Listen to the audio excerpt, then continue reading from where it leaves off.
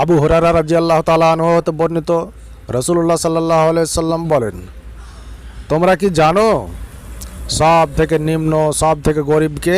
সাহাবীগণ বললেন, সব থেকে নিম্ন সব থেকে গরিব হচ্ছে ওই ব্যক্তি যার পৃথিবীতে কোনো ধন সম্পদ নাই।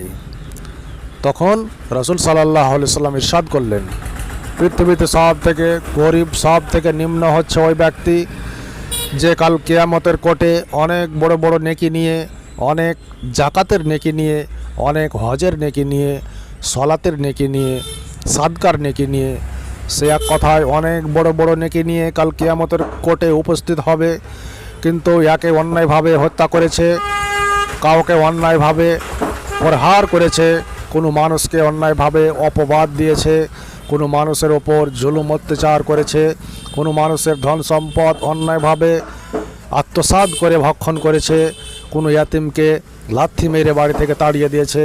এই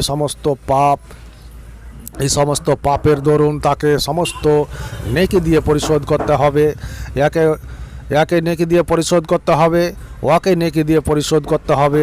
যার ধন সম্পদ অন্যায়ভাবে আত্মসাৎ করে খেয়েছে তাকে তার নেকি দিয়ে বুঝিয়ে দিতে হবে।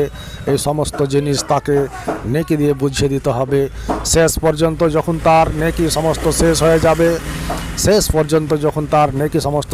যাবে, তখন যাদের ওপর সে অত্যাচার করেছে ওই সমস্ত মানুষের গুনাহগুলি তার মাথার উপর চাপিয়ে দেওয়া হবে এবং সেই পাপের বোঝা নিয়ে তাকে আল্লাহ সুবহানাহু ওয়া তাআলা জাহান্নামে নিক্ষেপ করবেন।